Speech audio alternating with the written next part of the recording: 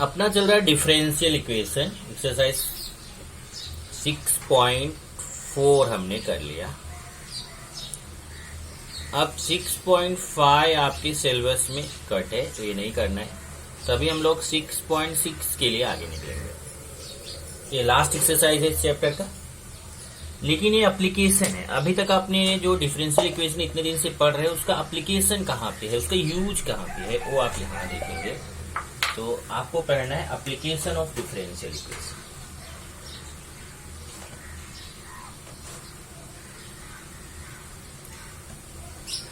Application of differential equation.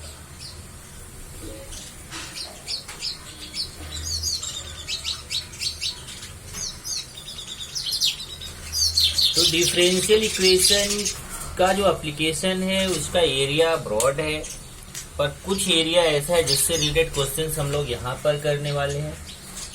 जैसे first है population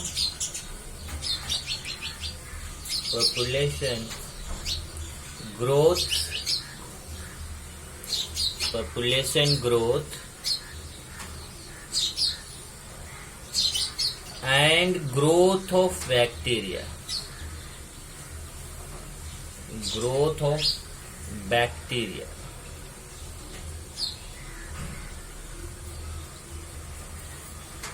अब देखिए, जैसे पॉपुलेशन है, कहीं कोई जगह है, कोई गांव है, कोई सिटी है, जहां पे भी है, अगर वहां की पॉपुलेशन है वो इंक्रीज हो रही है तो उसको फाइंड करने के लिए हम डिफरेंशियल इक्वेशन का यूज करते हैं।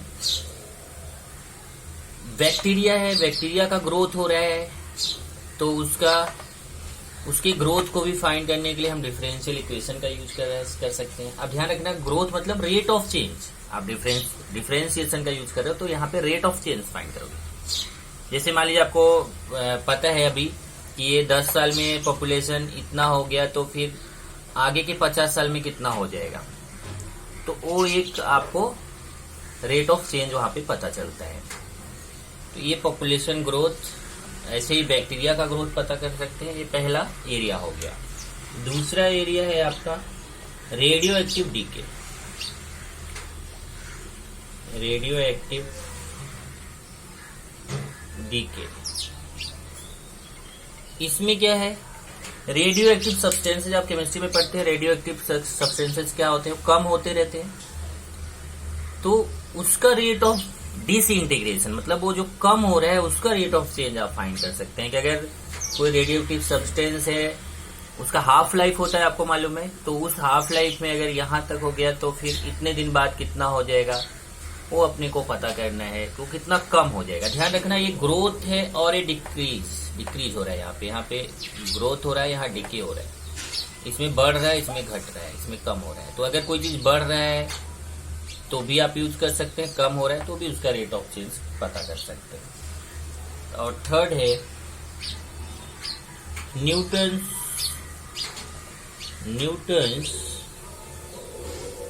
Law of cooling.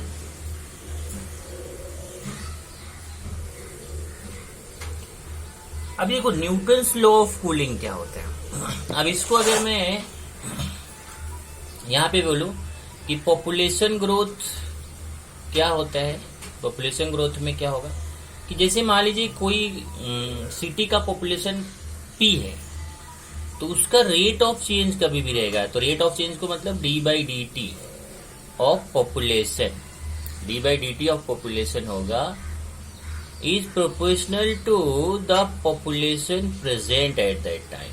वो टाइम पे जो पॉपुलेशन प्रेजेंट रहेगा उसी के हमेशा प्रोपोर्शनल होगा।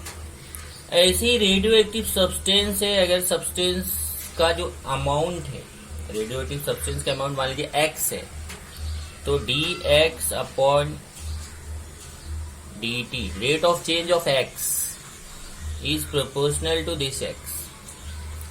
लेकिन ये डिक्रीज होगा। अब यहाँ पे अगर इंक्रीज होगा, यहाँ डिक्रीज होगा। अगर ये प्रोपोर्शनलिटी साइन यहाँ पे हटाते हो आप, अगर यहाँ पे प्रोपोर्शनलिटी साइन आप हटा देते हो तो dp/dt इक्वल टू kp ऐसा लिखा जाएगा।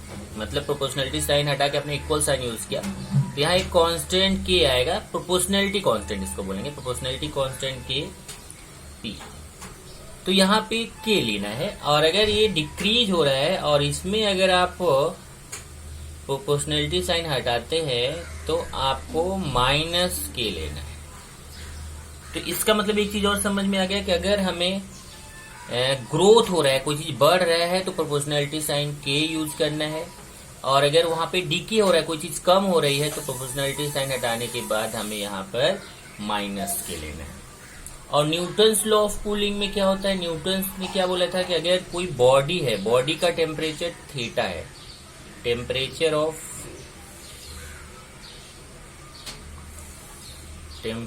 ऑफ बॉडी, कोई बॉडी है उसका टेम्परेचर थीटा है, और temperature of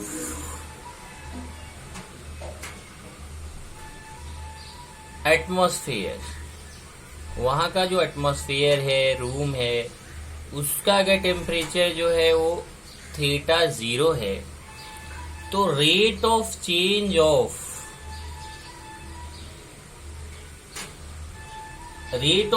of this theta, ये जो थीटा है इसका रेट ऑफ चेंज, मतलब कि बॉडी देखो कूल हो रही है, ध्यान देना, यहाँ पे कूल हो रहा है मतलब यहाँ पे भी कम हो रहा है। कोई बॉडी का टेम्परेचर थीटा है और एटमॉस्फेयर का टेम्परेचर थीटा 0 है, तो फिर उसका जो रेट ऑफ डिसइंटीग्रेशन होगा, कम होगा, उसका रेट ऑफ चेंज क्या होगा, d/dt ऑफ थीटा। अगर आपको फाइंड करना है तो ये प्रोपोर्शनल किसके होगा, थीटा माइनस थीटा 0। ये न्यूटन्स ने बताया था, न्यूटन्स लॉ ऑफ कूलिंग है कि rate of disintegration of temperature of body is proportional to difference of temperature of body and temperature of atmosphere.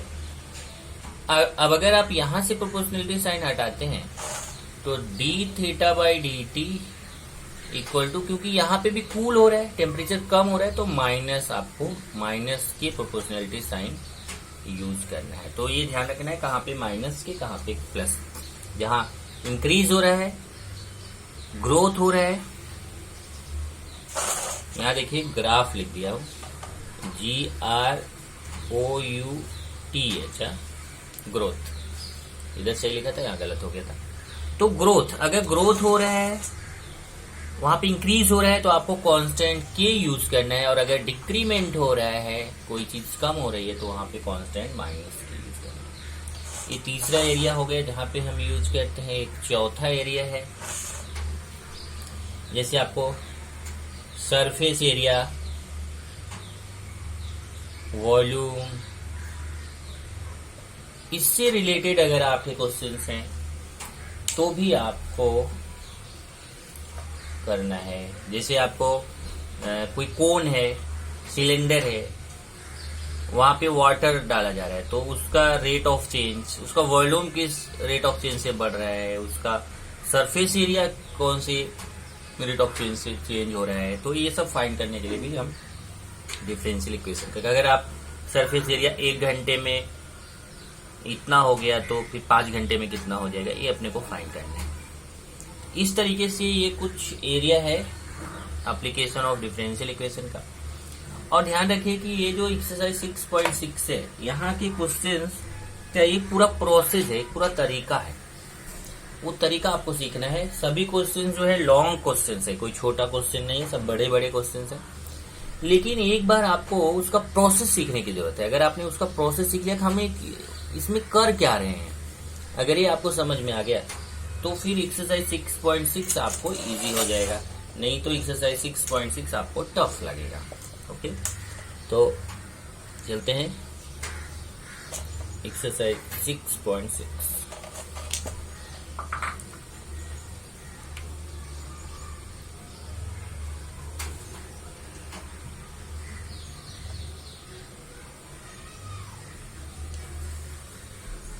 Question 1. In a certain culture,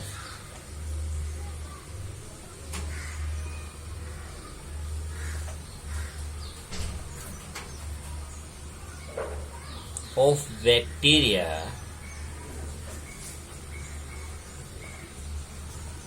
the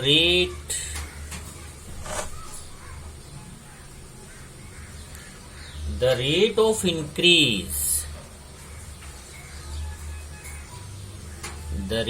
increase is proportional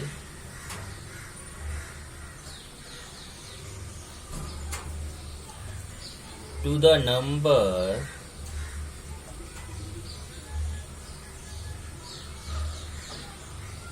present.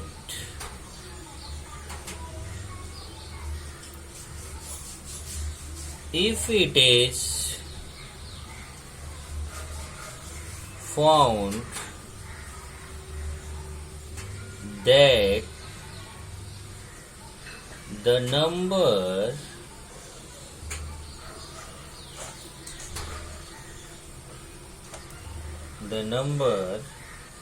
doubles in 4 hours,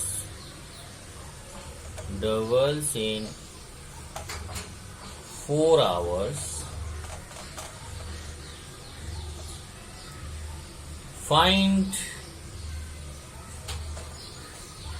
the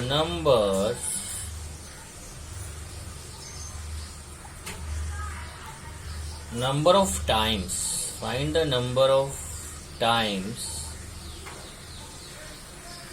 the bacteria are increased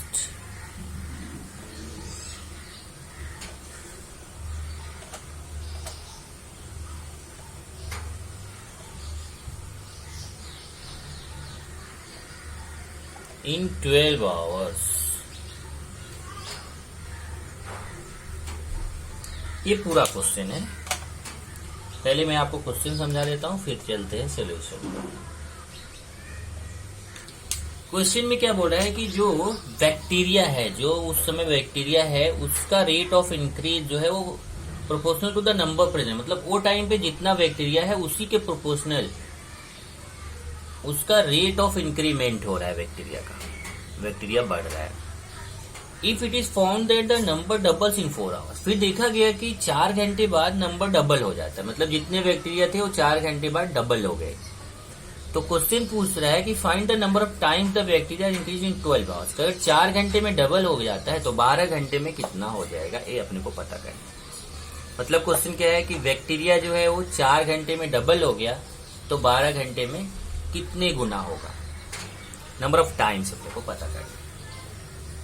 ये पूरा question, इसका करने का जैसे मैंने बोला पूरा एक तरीका है, तो वो आपको यहाँ पर समझना है कैसे करेंगे।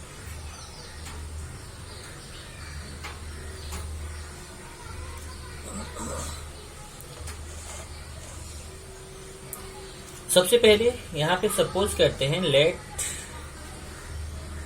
n is equal to number of bacteria at time t, और वो भी देखो यहाँ पे आवर्स में है तो यहाँ पे आपको लिख देना है t आवर। मान लेते हैं कि t आवर्स में कितने बैक्टीरिया हो जाते हैं, n हो जाते हैं। n be the number of bacteria at time t hours में कितना बैक्टीरिया हो जाता है, n। और इस जब n बैक्टीरिया हो गया तो अकॉर्डिंग टू गिवन कंडीशन क्या दिया गया क्वेश्चन में, according to given condition.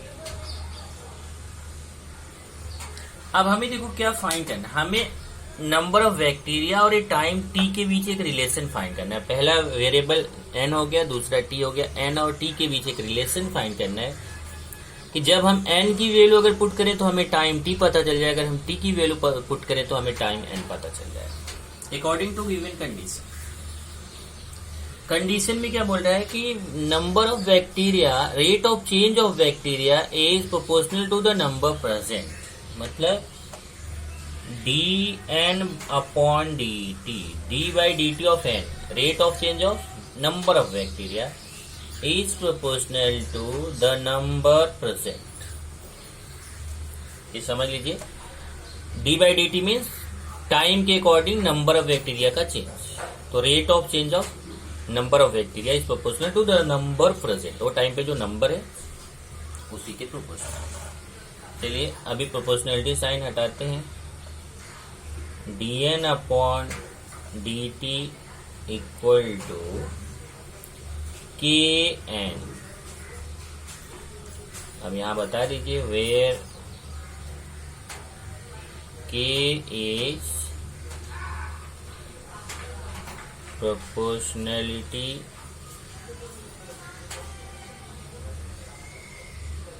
Constant. ये क्या है? वो प्रोपोर्शनलिटी कांस्टेंट, क्योंकि इंक्रीज हो रहा है तो पॉजिटिव में ये लिया है। अब ये इसको हमें वेरिएबल सेपरेबल फॉर्म में लेके इंटीग्रेट करना है। तो वेरिएबल सेपरेबल फॉर्म मतलब n एक तरफ t एक तरफ, तो ये dt इधर आएगा n इधर आएगा, तो ऐसे हो जाएगा 1 upon n dn equal to k d t. ये देखिए ये अपॉन में आ जाएगा और dn है तो 1 upon n dn equal to इधर जाएगा dt तो के डी टी। अब ये वेरिएबल सेपरेबल फॉर्म हो गया तो इंटीग्रेट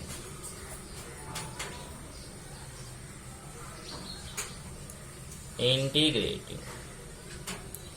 चलिए इंटीग्रेट करते हैं। 1 upon n dn equal to integration of k d T.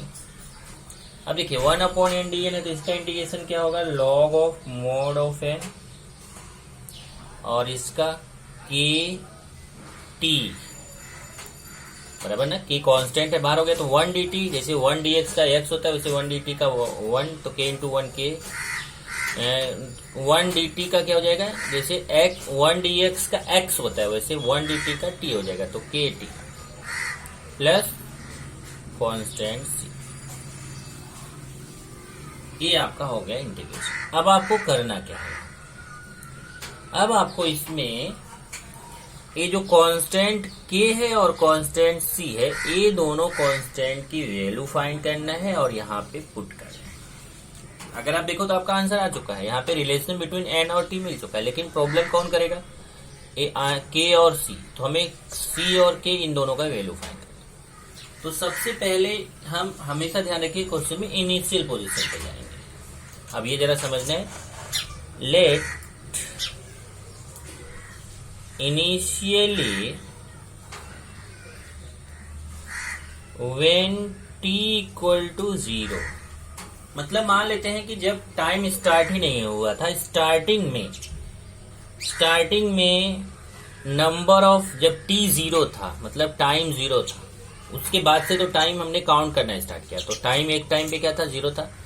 Initially मतलब स्टार्टिंग में जब टाइम 0 था तो मान लेते हैं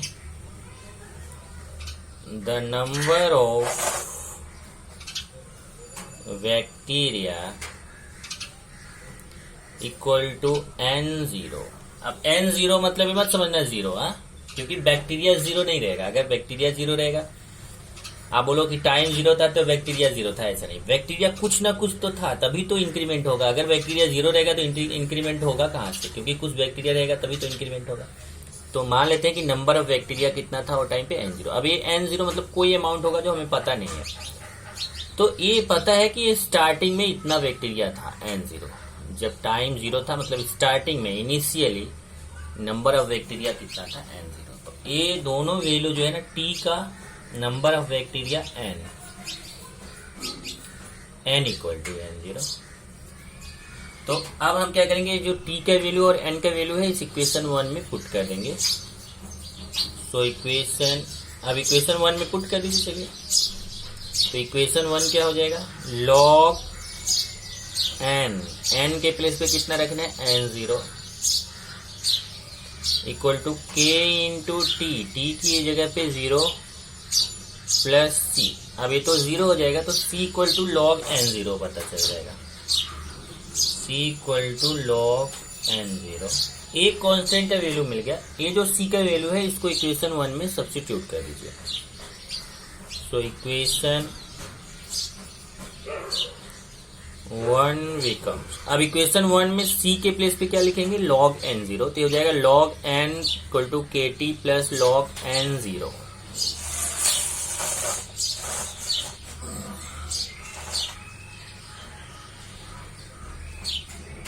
लॉग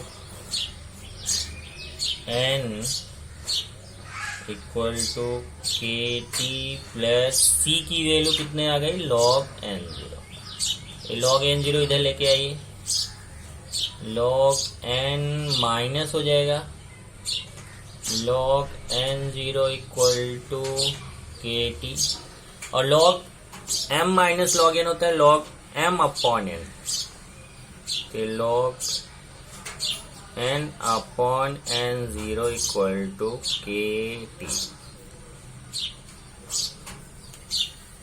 अभी तो ये हमने एक कांस्टेंट सी का वैल्यू तो हमने निकाल लिया और पुट भी कर दिया, देखो कांस्टेंट सी का।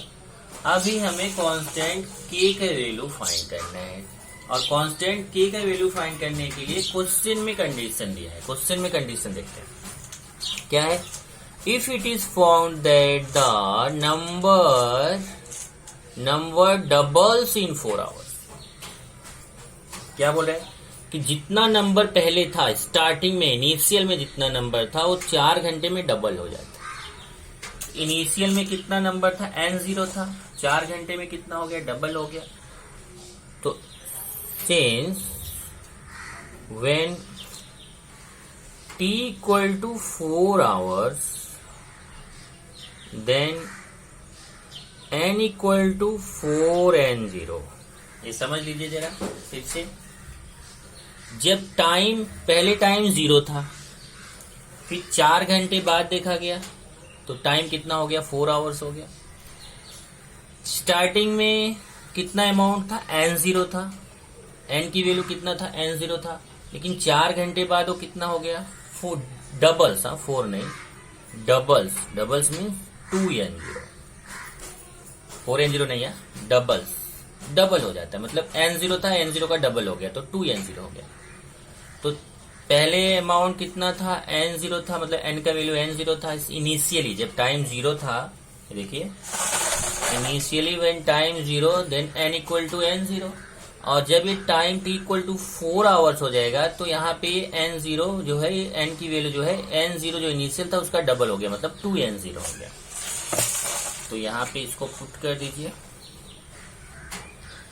अभी क्वेश्चन 2 में पुट करेंगे तो log n के प्लेस पे 2n0 upon n0 equal to k into t की जगह पे 4, और फिर ये 4 को इधर लेके चले आओ तो ये 1/4 log n0 n0 कैंसिल हो जाएगा, log 2 इक्वल टू k। ये देखिए k का वैल्यू भी मिल गया। अब एक k का वैल्यू इक्वेशन 2 में सब्स्टिट्यूट कर दो, तो इक्वेशन 2 बिकम्स, अब इक्वेशन 2 में k का वैल्यू पुट करेंगे, ध्यान से देखना, ये हो जाएगा log n upon n0, log n upon n0 equal to k into t. ये देखिए k का वैल्यू हमें ये सब्स्टिट्यूट करना है इंटू टी, तो ये हो गया, t को पहले लिख देते हैं, t इंटू के, k इंटू टी लिखो या t इंटू के, तो t इंटू k का वैल्यू देख लो यहाँ से, देख लीजिए t इंटू k का वैल्यू यहाँ से 1/4 log 2। अब 1/4 log 2 आ गया। अब यहाँ पे log 2 है तो मॉड लगाने की जरूरत नहीं है, क्योंकि ये तो ऑलरेडी पता है पॉजिटिव है, 2 तो ऑलरेडी पॉजिटिव होता है, तो अगर आप मॉड नहीं लगाओगे तो चलेगा log 2। और ये हो गया log n upon n0 equal to t into 1 करेंगे, t अपॉन 4 log 2। इस तरीके से आपने c का भी वैल्यू पता कर लिया और k का भी वैल्यू पता कर लिया, और ये जो रिलेशन मिला है यही है relation between number of bacteria n and time t। अब इसमें क्या रहेगा, आप अगर t आपको पता रहे, आप टाइम t पुट करेंगे तो आपको नंबर ऑफ बैक्टीरिया पता चलेगा, अगर नंबर ऑफ बैक्टीरिया पुट करेंगे तो आपको टाइम पता चलेगा। क्वेश्चन में क्या दिया है, क्या पता करना है, find the number of bacteria, number of times the bacteria are increase in 12 hours, मतलब 12 घंटे में कितना हो जाएगा हमें पता करना। तो टाइम दिया हुआ है when t equal to 12 hours, then n equal to question mark. अगर t 12 आवर्स है तो n का वैल्यू फाइंड करना है, तो ये इक्वेशन में पुट कर दीजिए। log n upon n0 equal to t के प्लेस पे 12 पुट करिए, 12 अपॉन 4 log 2, ये हो जाएगा log n upon n0 equal to 3 log 2 log n upon n0 equal to log 2 cube. n log m क्या होता है? log m power n, log n upon n0 equal to log 8। Comparing करेंगे, comparing both side, तो log log cancel हो जाएगा, तो n upon n0 equal to 8 आएगा।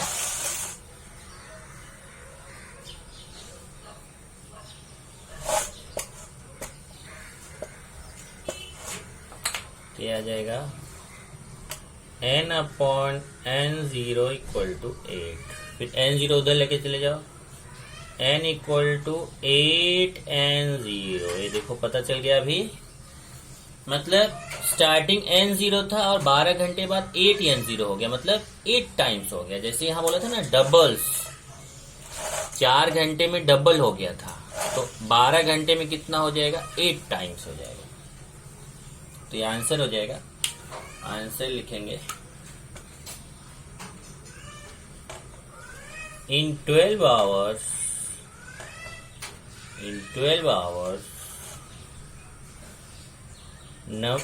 the bacteria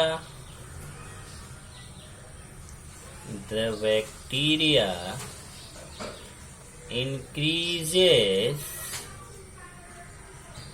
8 times।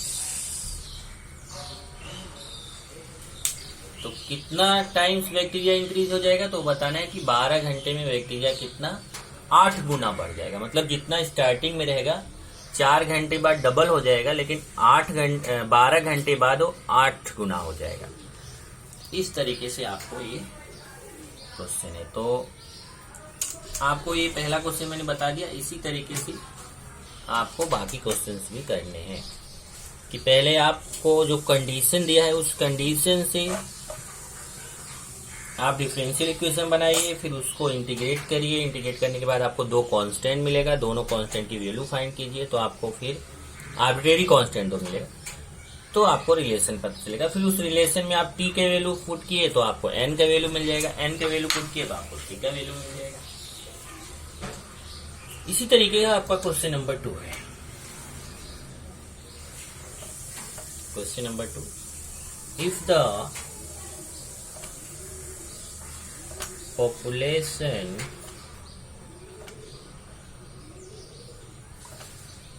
of a country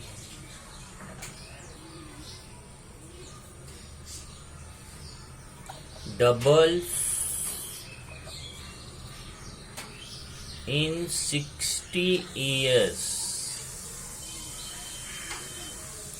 in how many years will it be triple?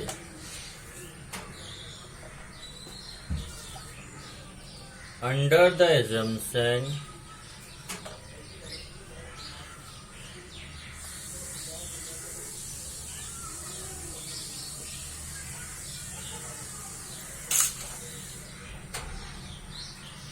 that the rate of increase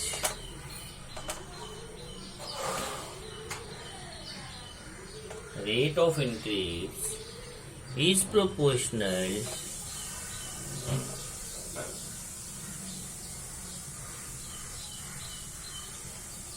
to the number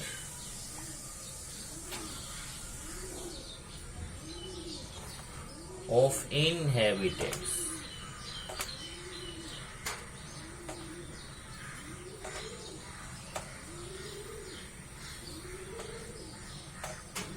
यहाँ कुछ values दिया है given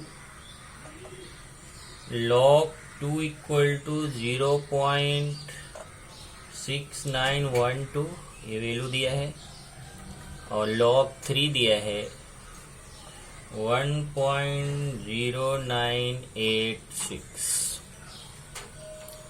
तो first question जैसा ही है, केवल वहां पे नंबर ऑफ बैक्टीरिया था, यहाँ पॉपुलेशन है। बैक्टीरिया भी इंक्रीज होगा, पॉपुलेशन भी इंक्रीज हो रहा है। इसने क्या बोला है कि जो पॉपुलेशन है, जितना इनिशियल पॉपुलेशन है उसका 60 इयर्स में डबल हो जाता है। 60 साल में अगर डबल हो जाता है तो बोला है कि कितने टाइम में वो ट्रिपल हो जाएगा। अगर 60 इयर्स में डबल हो रहा है तो कितने टाइम बाद वो ट्रिपल होगा, ये क्वेश्चन है। और जबकि कंडीशन वही है, फिर से देखिए, rate of increase is proportional to the number of inhabitants. मतलब वो टाइम पे जितने इनहैबिटेंट्स हैं, जितने लोग हैं, उसी के जितनी पॉपुलेशन है उसी के प्रोपोर्शनल जो है वो रेट ऑफ चेंज है।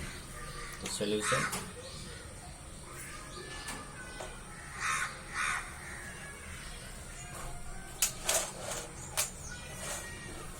Late P equal to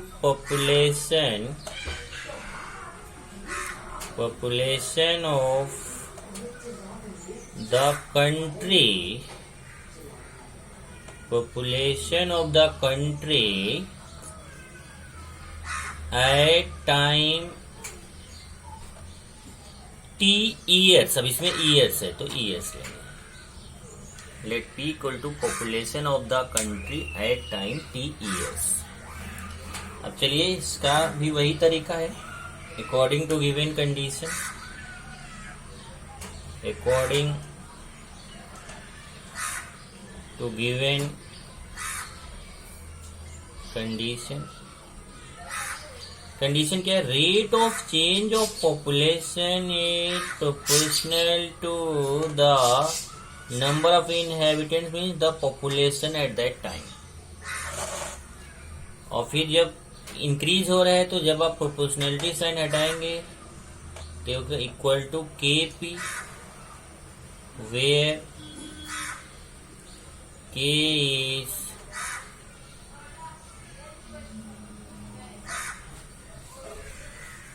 proportionality constant। K जो है वो प्रोपोर्शनलिटी कांस्टेंट। अब इसको वेरिएबल से पेबल फॉर्म में करिए, P एक तरफ T एक तरफ, तो ये P अपॉन में आएगा 1/PdP इक्वल टू KdT। अभी देखिए P एक तरफ हो गया, T एक तरफ, इसको इंटीग्रेट कर देंगे, इंटीग्रेटिंग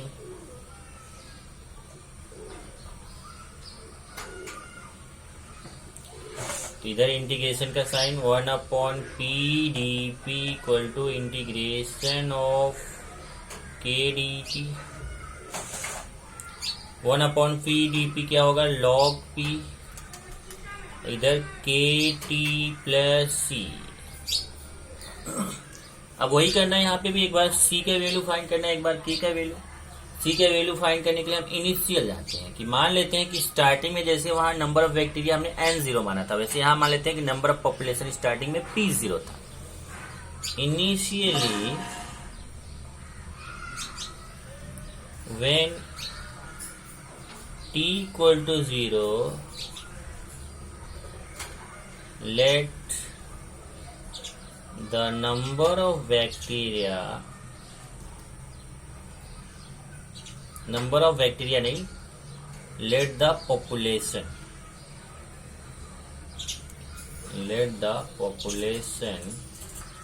equal to P0। मतलब स्टार्टिंग में कुछ तो पॉपुलेशन रही होगी तभी तो इंक्रीज हो रहा है।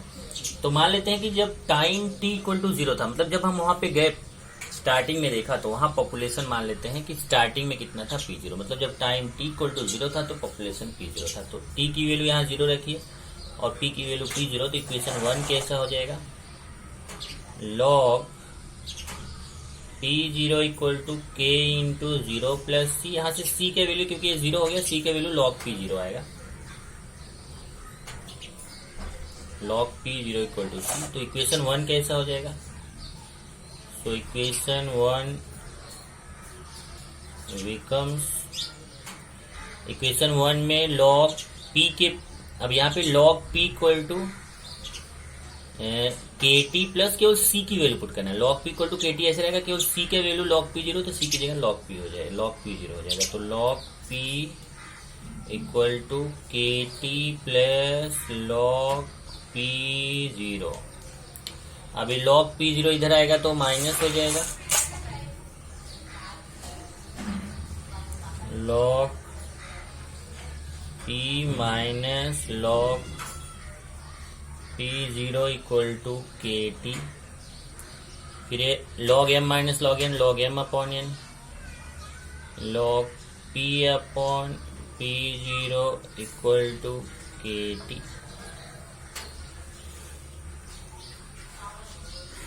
ये हमारा हो गया इक्वेशन 2। अब हमें कांस्टेंट के का वैल्यू फाइंड करना है। कांस्टेंट के का वैल्यू फाइंड करने के लिए हमें क्वेश्चन के कंडीशन पे जाना है। क्वेश्चन का कंडीशन देखिए क्या है, population of a country doubles in 60 years, मतलब अगर 60 ईयर्स में कितना हो जाता है, डबल हो जाता है।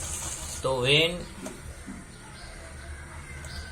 t equal to 60 years then p equal to 2p0, मतलब 60 साल में पहले p0 था, पॉपुलेशन स्टार्टिंग में p0 था, उसका डबल हो गया, 2p0 हो गया। तो इक्वेशन 2 में इसको सब्स्टिट्यूट कर दीजिए। अब p के प्लेस पे क्या रखना है, 2p0। देखिए p के प्लेस पे 2p0 upon p0 equal to k into t का वैल्यू 60। अब 60 अपॉन में आएगा 1 अपॉन 60 लॉग p0 कैंसिल, तो 2 इक्वल टू k। अब ये जो k का वैल्यू आया है इसको इक्वेशन 2 में सब्स्टिट्यूट कर दीजिए। तो equation 2 becomes log p upon p0 log p upon p0 equal to t into k, t into k, k का वैल्यू 1 upon 60 log 2, और ये t से मल्टीप्लाई हो जाएगा तो log p upon p0 equal to t upon 60 log 2। ये हमारा आ गया relation between population and time. अब अगर आपको पॉपुलेशन दिया रहेगा तो आप टाइम निकाल सकते हैं, टाइम दिया रहेगा तो आप पॉपुलेशन निकाल सकते हैं। देखते हैं क्या पूछा है। इसने दिया है how many years will be triple, मतलब ईयर्स पूछा है, टाइम पूछा है। देख लीजिए how many years will be triple, कितने टाइम में ये ट्रिपल हो जाएगा, मतलब 3 गुना हो जाएगा। तो इसका मतलब हमें दिया क्या है, ट्रिपल हो गया मतलब n0 था, अब 2n0 मतलब डबल हो गया, तो ट्रिपल मतलब 3n0। When p equal to n0 नहीं p0, 3p0। स्टार्टिंग कितना था, p0 था, अब उसका ट्रिपल हो गया मतलब 3p0 हो गया। तो टाइम हमें पता करना है कि कितने साल में होगा। इसको इस इक्वेशन में पुट कर दीजिए। लॉग p के प्लेस पे 3p0 upon p0 equal to t upon 60 log 2। अब ये हो जाएगा log 3, यहां से कैंसिल होगा और 60 भी इधर आ जाएगा, ऐसे हो जाएगा 60 log 3। देखिए p0 कैंसिल होगा तो log 3 आएगा और 60 इधर मल्टीप्लीकेशन में आ जाएगा, 60 log 3 equal to t log 2। फिर log 2 भी इधर अपॉन में आ जाएगा तो t का वैल्यू आएगा 60 log 3 अपॉन log 2। ये हो जाएगा 60 इंटू log 3 का भी वैल्यू हमें मालूम है। देखिए log 3 log 2 दोनों का वैल्यू यहाँ दिया गया है। log 3 का 1.0986 और log 2 का 0.6912। इसको पुट कर दीजिए। 60 इंटू 1.0986 अपॉन 0.6912। अब इसका कैलकुलेशन आपको करना है। कैलकुलेशन करने के लिए आप अपने लॉग टेबल से भी कर सकते हैं। आपको लॉग टेबल से कैलकुलेशन सीखा है आपने, उससे भी कर सकते हैं। और अगर आप लॉग टेबल से नहीं करते तो आप मल्टीप्लाई करके डिवीजन से भी कर सकते हो, आपके ऊपर है। पर ये कैलकुलेशन आपको खुद से करना है। जब इसका आप कैलकुलेशन करते हैं तो आपको इसका आंसर आता है इतना 95.364 अप्रोक्सीमेटली आएगा। अब इसको अगर पॉइंट के बाद 2 प्लेसेस तक आपको आंसर देना है तो 95.36 ईयर्स। तो इसका मतलब आपका आंसर हो गया कि अगर 60 ईयर्स में डबल हो रहा है तो ट्रिपल कितने ईयर्स में होगा? 95.36 ईयर्स में वो कितना हो जाएगा? ट्रिपल हो जाएगा। तो आप यहाँ पे लास्ट में आंसर लिख सकते हैं। Answer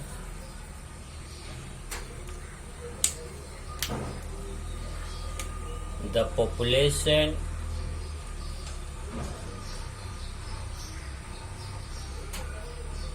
of the country